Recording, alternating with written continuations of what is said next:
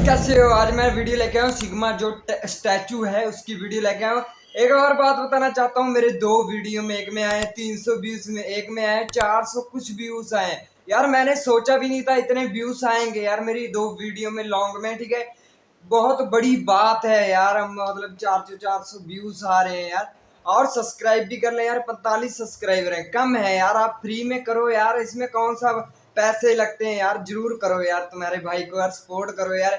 ऐसा बैकग्राउंड देख के तुम कर नहीं रहे हो, मेरे को पता है यार। मैं देसी वीडियो लेके आऊंगा, 100 वीडियो देखता हूँ कौन कौन करता है। ठीक है, बिना टाइम खराब किए हम स्टार्ट करते हैं। चलो ये स्टार्ट। कयामत का बैंक देखा है? इस सिग्मा स्टैचू के पीछे की सच्चाई आप नहीं जानते होंगे। क्या आप बता सकते हो कि कौन सा एलिगेटर है और कौन सा क्रोकोडाइल? कैसे सिर्फ इस बंदे के ना बोलने से पूरी दुनिया खत्म होने से बच गई? क्यों आप एक F1 कार ड्राइव नहीं कर सकते? आखिर सूरज स्पेस में जल कैसे रहा है, वो भी बिना ऑक्सीजन के? और अगर ये सीढ़ी यहाँ से हटी तो कसम से युद्ध चालू हो जाएगा। लेकिन क्यों, और ये जानवर ऐसा क्यों करते हैं? जानने के लिए वीडियो को एंड तक देखना। एम है 50,000 लाइक्स का। भाई साहब कुछ ज्यादा नहीं हो गया यार भाई के तो 50,000 से ज्यादा लाइक्स हो चुके हैं। मेरे 30,000 लाइक्स कर दो। ठीक है, 10,000 सब्सक्राइबर मांग रहा हूँ और कुछ नहीं मांग रहा हूँ यार। मैं 5,000 में केक काटना चाहता हूँ यार। मेरी बहुत ज्यादा इच्छा है, 5 साल से इच्छा है मेरी भी 5,000 में मैंने केक काटना है यार। मम्मी को मैं डेली बोलता हूँ, मैं आज वीडियो ये बनाई है, इतने सब्सक्राइबर हो गए हैं, इतने व्यूज हो गए हैं। मम्मी कहती काम खींच के रख, कोई बात नहीं, कभी तो बढ़ेंगे यार। सब्सक्राइब एक कर दोगे मेरे लिए बड़ी बात है यार, जल्दी करो यार। मतलब कुछ भी। नंबर 15, ये है 2 मुंह और 3 पैर वाला ऐसा जानवर जो दुनिया को पागल बनाना चाहता है, जैसे अभी पागल बना रहा है। दरअसल ये है चींटियां खाने वाला चींटीखोर जाइंट एंटीटर, जिसके असल में 2 सिर नहीं होते, बल्कि ये तो इसकी टांग ही है जो सिर की तरह दिखती है, ताकि जब कोई शिकारी जानवर इस पर हमला करे तो उसे ऑप्टिकल इल्यूजन हो जाए और वो इसकी गर्दन दबोचने की बजाय इसकी टांग मुंह में ले ले। इसीलिए ये सबको पागल बनाकर खुद की जान बचाने के लिए चलता भी इस स्टाइल में है कि पता ही नहीं चलता कि कौन सी इसकी टांग है और कौन सा इसका मुंह। नंबर 14, अगर ये सीढ़ी यहाँ से हटी तो दंगे हो जाएंगे कसम से। ये है चर्च ऑफ द होली सेपल्कर, और क्रिश्चियंस का मानना है कि जीसस को यहीं पे क्रूज पे चढ़ाया गया था, और इसी की वजह से कई सारे ग्रुप आज तक लड़ते आए हैं कि ये बिल्डिंग यानी चर्च है किसकी। पर 160 साल पहले 6 क्रिश्चियन ग्रुप्स ने आपस में एग्रीमेंट साइन किया, जिससे कि बिल्डिंग की ओनरशिप इन 6 ग्रुप्स में शेयर हो गई। और उस एग्रीमेंट में ये लिखा हुआ था कि जब तक ये 6 ग्रुप एक साथ राजी नहीं होंगे तब तक इस चर्च में कुछ भी चेंज नहीं होगा। पर दिक्कत ही यही है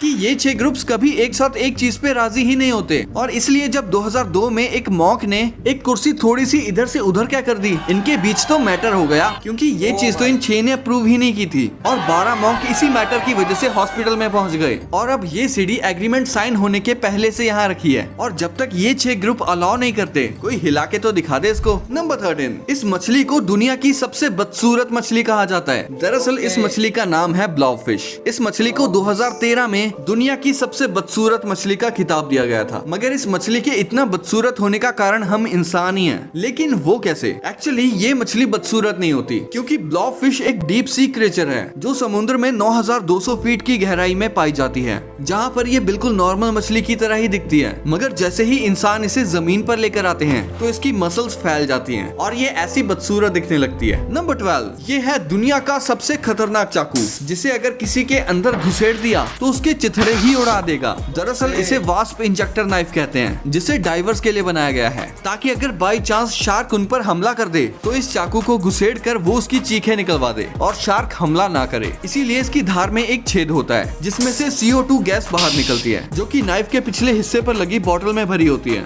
जिसे यूज करने के लिए आपको बस चाकू घोप कर बटन दबाना होगा और फिर 1000 PSI की फोर्स से गैस बाहर निकलेगी और सामने वाले के चिथड़े ही उड़ा देगी।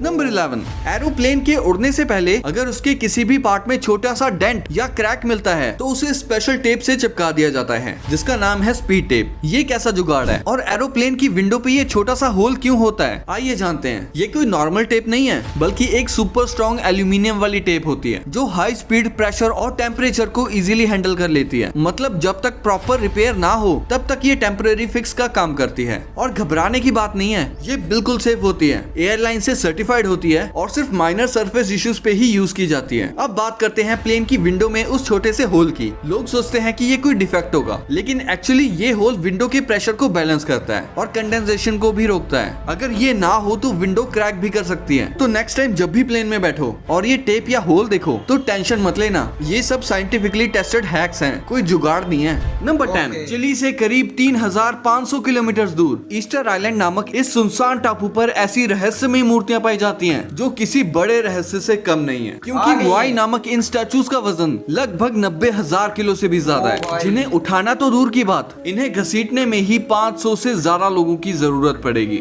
साथ ही ये पत्थर इतने मजबूत हैं कि एक रिसर्चर को सिर्फ इसका एक हिस्सा तोड़ने में ही 3 दिन लग गए थे। तो सवाल ये है कि इतने साल पहले इन्हें कैसे काटा गया होगा? रिसर्च करने के बाद एक स्टैचू पहाड़ के नीचे मिला, जिससे ये बात तो साबित हो गई कि इन स्टैचूज को पहाड़ से काट कर बनाया गया था। अंदाजा लगाया जाता है कि सिर्फ एक स्टैचू को बनाने में 12 लोगों को 1 साल लग गया होगा। पर सवाल ये है कि 14 हाथियों जितने वजनी इन स्टैचूज को आइलैंड के हर कोने में कैसे पहुंचाया गया होगा? कुछ रिसर्च करने के बाद पता चला कि इन स्टैचूज को ऐसे रस्सियों से खींचकर उन्हें आइलैंड के हर कोने में पहुंचाया जाता था। लेकिन वो लोग थे कौन और इन मूर्तियों को बनाने का उनका क्या पर्पस था? ये चीज आज तक एक रहस्य बनी हुई है। नंबर 9, 1962 में निक होलोयाक जूनियर ने दुनिया की पहली विजिबल रेड एलईडी बनाई। कुछ सालों बाद ग्रीन एलईडी भी डेवलप हो गई और इनका यूज कैलकुलेटर्स, डिजिटल वॉचेस और इंडिकेटर्स में होने लगा। लेकिन आरजीबी, रेड, ग्रीन, ब्लू, इस कलर सिस्टम को कंप्लीट करने के लिए ब्लू एलईडी का होना जरूरी था। बिना इसके न व्हाइट एलईडी बन सकती थी, ना ही फुल कलर डिस्प्लेस पॉसिबल थे। बड़ी बड़ी कंपनीज जैसे IBM, सोनी और पैनासोनिक ने ब्लू एलईडी बनाने की कोशिश की,